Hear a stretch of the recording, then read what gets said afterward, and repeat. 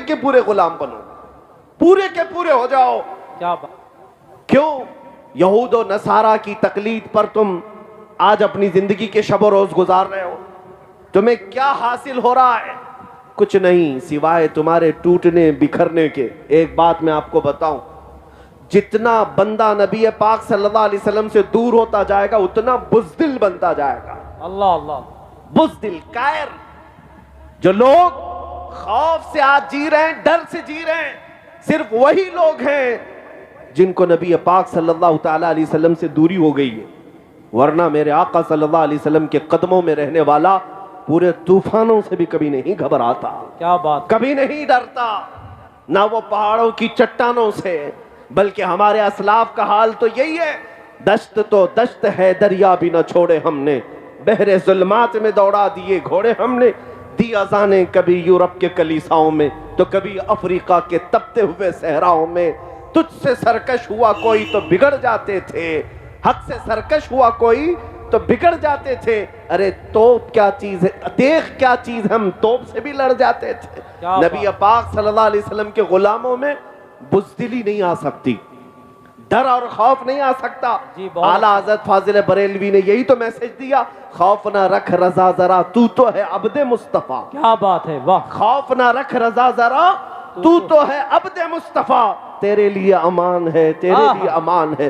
میں آج آپ سے یہ کہنا چاہوں گا, ابھی شاعر حضرات یہاں پر بہت سارے قصیدے پڑھتے رہے.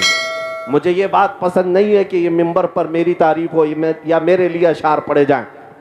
میں اس چیز کو پسند نہیں کرتا. یہ منبر ہے میرے مصطفیٰ کریم صلی اللہ علیہ وسلم کا. بات صرف شہنشاہ کی ہو اور بات صرف بادشاہ کی ہو, ہماری عزتیں انہی کے قدموں سے ہیں. میں آج آپ سے یہ کہنا چاہتا ہوں کہ لوگ کہتے ہیں علماء کیا آپ کو ڈر نہیں لگتا, یہ اس بھری دنیا میں ادھر بھی جا رہے ہو ادھر بھی جا رہے ہو. میں کبھی کبھار اپنے آپ سے بھی پوچھتا ہوں, الحمدللہ میں نے کبھی بھی ان ظالموں کا خوف اپنے دل پر محسوس نہیں کیا. وہ اس لیے نہیں کہ میں کوئی کاجو بادام کھاتا ہوں یا کوئی بہت بڑا باڈی بلڈر ہوں, وہ اس لیے خوف نہیں آیا, بلکہ ہمیشہ یہ احساس رہا, آنے دو ان ظالم کتوں کو, میرے پیٹھ پر تو میرے مصطفیٰ کا دست مبارک ہے. کیا دبے جس پہ حمایت کا ہو پنجہ تیرا, شیر کو خطرے میں لاتا نہیں کتا تیرا. سبحان اللہ. نعرے تکبیر, نعرے رسالت, شہید اعظم کانفرنس, مسلک اعلیٰ حضرت علماء اہل سنت. میرے عزیزو, آپ کے اندر یہ بزدلی کی اگر کہیں سے کوئی بو بھی آتی ہے تو اسے نکال پھینکو, اس لیے کہ نبی پاک کے غلاموں کسی مجرم قوم سے تمہارا کوئی واسطہ نہیں ہے. ہاں دنیا اگر کہتی ہے ٹیررسٹ ہیں, آتنکواد ہیں, دہشت گرد ہیں, ان سے ہم تھوڑی نا سرٹیفکیٹ لینے کے لیے بیٹھے کہ تم ہمیں سرٹیفکیٹ دو گے, کون کیسا ہے. میرے عزیزو, ہمارا ضمیر صاف ہے, ہمارا دل پاک ہے, ہم اپنے نبی پاک صلی اللہ تعالیٰ علیہ وسلم کے لیے جذباتی ہیں تو یہ حق فطرت ہے. کیونکہ میں نے ایک بار ایک بڑے ڈپارٹمنٹ کے عہدیدار تھے, وہ ہمارے ساتھ بات کر رہے تھے اور انہوں نے کہا کہ مولانا آپ ہی کیوں اتنا زیادہ چلا رہے ہیں, آپ ہی کیوں اتنا زیادہ باتیں کرتے ہیں, لوگوں کو یہ پرووکنگ ہو جاتا ہے, ورغلانا ہوتا ہے. میں نے ان سے کہا اگر میں کہوں کہ آپ کی ماں بدکار تھی, وہ کرسی چھوڑ کر اٹھ گئے. کہا کہ کیا کہہ رہے ہو آپ, کچھ تو بات رکھو, مریادہ رکھو. میں کہا میں نے گالی دی نہیں, ابھی میں نے گالی دی نہیں, میں پوچھ رہا ہوں آپ کو کیسا لگے گا, آپ تو کرسی سے اٹھ گئے. آپ اپنی ماں سے اتنی محبت کرتے ہیں, قسم رب ذوالجلال کی کروڑوں ماؤں سے زیادہ ہر مسلمان اپنے نبی سے محبت کرتا ہے. نعرے تکبیر, نعرے رسالت, لبیک یا رسول اللہ, لبیک یا رسول اللہ, لبیک یا رسول اللہ. شہید اعظم کانفرنس. سبحان اللہ. واہ واہ واہ. یہ بات ہم آج ببانگے دہل کہہ سکتے ہیں, خوف اور ڈر نہ رکھو, اس لیے کہ جو بات ہم کہہ رہے ہیں وہ قانون کے دائرے میں بھی ہے اور ہمارا حق بھی ہے. ہم ہر طرح کے ظلم اور اذیتیں برداشت تو کر سکتے ہیں, میرے مصطفیٰ کریم صلی اللہ علیہ وسلم کی اہانت اور توہین برداشت نہیں کر پاتے. اور یہی طاقت تمہاری ہمیشہ کی تمہیں زندہ رکھتی ہے. آج سے 100 سال پہلے جو تم پر ایکسپیریمنٹ کیا گیا تھا، تجربہ کیا گیا تھا، آج وہ ظالموں نے اس کو چیک کرنا شروع کیا ہے۔ لوگ ہم سے سوال کر رہے ہیں یہ حالات کیوں اس طرح کے خراب ہوتے ہیں؟ کبھی ادھر سے کوئی کتا بھونکتا ہے، کبھی ادھر سے کوئی حضور کو گالی دیتا ہے، اسلام کے خلاف، قرآن کے خلاف۔ یہ سب باتیں کیوں ہو رہی ہیں آج؟ میں اس کی وجہ بتاتا ہوں۔ انہوں نے اب ٹرائل شروع کیا، کیا چیز دیکھنے کے لیے کہ ڈاکٹر جب کسی کو سن کرنے کا انجیکشن دیتا ہے یا گولی دے رہا ہو تو ڈاکٹر کو کیسے پتا چلے گا کہ یہ ہوش میں ہے یا بے ہوش ہے؟ سوئی لگا کے دیکھے گا، چونٹی کاٹ کے دیکھے گا، کینچی لگا کر دیکھے گا کہ میرا دیا ہوا انجیکشن کام کر رہا ہے کہ نہیں کر رہا ہے، میری دی ہوئی گولی کام کر رہی ہے کہ نہیں کر رہی ہے۔ ڈاکٹر کو دیکھنے کے لیے کچھ تو کرنا پڑے گا۔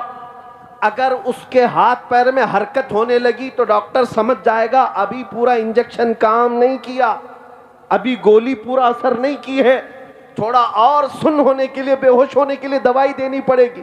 یہ تو اصول جانتے ہیں۔ اسی طرح پچھلے کئی سالوں سے تمہیں نشہ دیا جا رہا ہے، تمہیں سلانے کے لیے، تمہارے نبی سے دور کرنے کے لیے بہت نشہ تمہارے درمیان آ گیا۔ نشہ کا مطلب صرف ہیروئن، کوکین، افیون ہی نہیں، چرس، گانجا ہی نہیں، سگریٹ، بیڑی ہی نہیں۔ نشہ جو تمہارے ہاتھوں میں آج انٹرنیٹ کے ذریعے سے دیا گیا ہے، یہ بہت خطرناک نشہ دیا گیا ہے۔ ہزاروں لاکھوں نوجوان اپنے اخلاق کا قتل کر چکے ہیں اس انٹرنیٹ کی دنیا پر۔ روزانہ رات کو تنہائی میں گندی فلمیں دیکھنا، ننگی تصویریں دیکھنا، اپنی آنکھوں کو، اپنی حیا کو برباد کرنا، یہ کس نے کیا تمہارے ساتھ؟ کون کر رہا ہے؟ یہ تمہیں مفت میں انٹرنیٹ پہنچا کر کے تمہارے اخلاق کا قتل کیا گیا اور تم بہہ گئے۔ کوئی نہیں دیکھ رہا، ماں بھی نہیں دیکھ رہی، باپ بھی نہیں دیکھ رہا، جو دیکھنا ہے دیکھتے جاؤ موبائل کی اسکرین پر۔ اے مسلمانوں، دنیا اگرچہ بے عقیدہ ہے لیکن تمہارا تو عقیدہ ہے اللہ ہر چیز دیکھ رہا ہے۔ نبی پاک صلی اللہ تعالیٰ علیہ وسلم سے پوشیدہ تو نہیں، لیکن تمہیں دنیا نے کئی سالوں سے یہ نشہ دیا ہے اور اب وہ دیکھ رہی ہے کہ ہمارا دیا ہوا نشہ کام کیا ہے نہیں کیا۔ اب یہ وقت آ گیا، پچھلے 10 سالوں سے جس طرح سے پوری قوم کو سلانے کے لیے کچھ زرخرید مولویوں کو بھی لگایا گیا ہے، کچھ میڈیا کے دجالوں کو بھی لگایا گیا کہ ان کو ایسے پاٹ پڑھائے جائیں کہ کبھی کھڑے نہ ہو، کبھی کھڑے نہ ہو۔ میاں امن کی بات تو ہم بھی کرتے ہیں، ہم کون سے جنگ کی بات کر رہے ہیں، لیکن مقصد کچھ اور ہے۔ میں تمہیں آپ بیدار کر کے جاؤں گا۔ 10 سال سے جو نشہ دیا گیا تھا، اب چیک کرنے کا وقت آیا تو جگہ جگہ سے چیک کیسے کیا جا رہا ہے؟ کبھی ان کے نبی کو گالی دے دو، دیکھتے ہیں ابھی کتنے بے ہوش ہیں اور کتنے ہوش میں۔ قرآن کو گالیاں دے کر دیکھو، یہ تمہارا ٹیمپریچر ناپنے کا وقت ہے۔